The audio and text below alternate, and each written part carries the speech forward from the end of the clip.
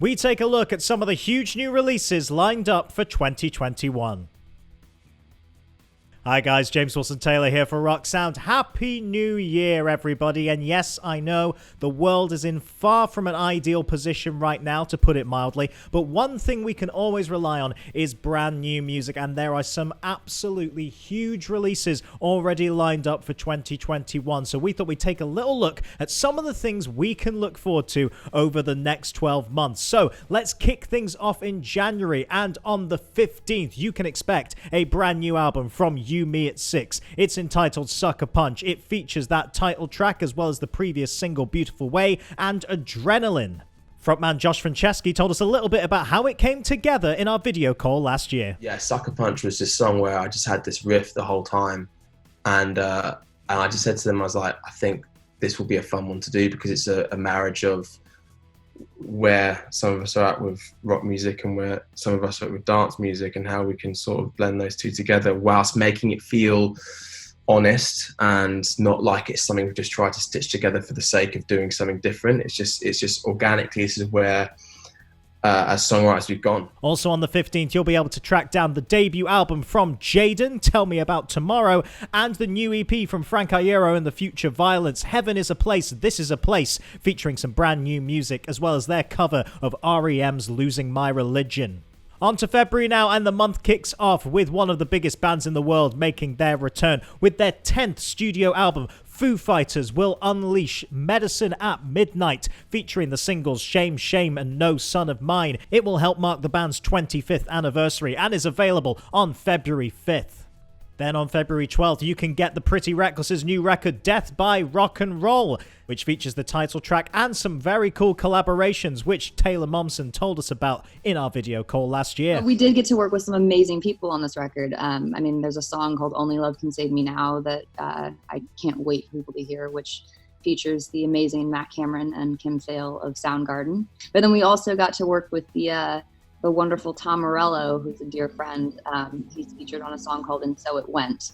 Again, can't really say too much about, but I will say that when he comes in for his solo, it's undeniably Tom Morello, and it's everything you want from a Tom Morello solo, so I can't wait for people to hear that as well.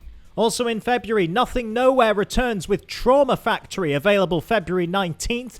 Architect's huge new album For Those That Wish to Exist, featuring Animals, is available on February 26th, as is the new record from Mikey Way's project Electric Century, which will come with an accompanying graphic novel. Into March now, and the long-awaited new album from A Day to Remember, You're Welcome, will be available on March 5th.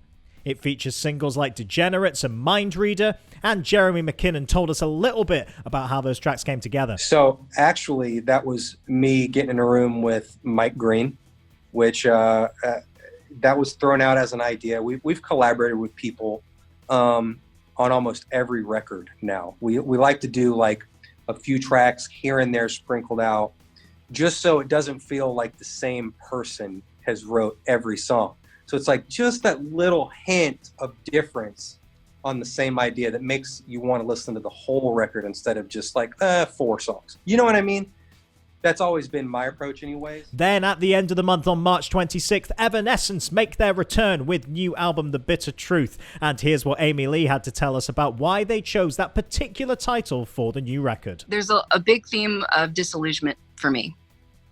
Just growing up and seeing that fairy tales aren't really real, and it's hard to be grown up. It really is, because somebody else isn't in charge. Like, we really have to be able to go make our own decisions, find out our own information, protect ourselves. People die. We're all going to. Like, there's no magic castle. So that sounds like a lot of doom and gloom when I say it, but there's a choice to accept that truth and live in it and embrace it and choose to live and choose to live in the moment. And the choice to just give up. And there's a struggle there, but my choice is most definitely to take that pill. Looking forward into April now, we've got 2 brilliant British rock releases coming. Holding Absences, The Greatest Mistake of My Life, and While She Sleeps new record, Sleep Society, both available on April 16th. Then we'll kick off May with a brand new Weezer record. It is entitled Van Weezer and will be available May 7th.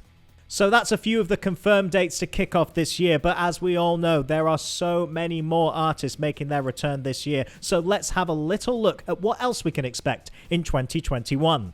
Black Veil Brides kicked off their new era with the release of single Scarlet Cross, and it is taken from the brand new album The Phantom Tomorrow, due out later this year. It feels like no matter what the response to this record is, we are so incredibly pleased with it, and it has meant so much to us just for our hearts and minds this year to get through this.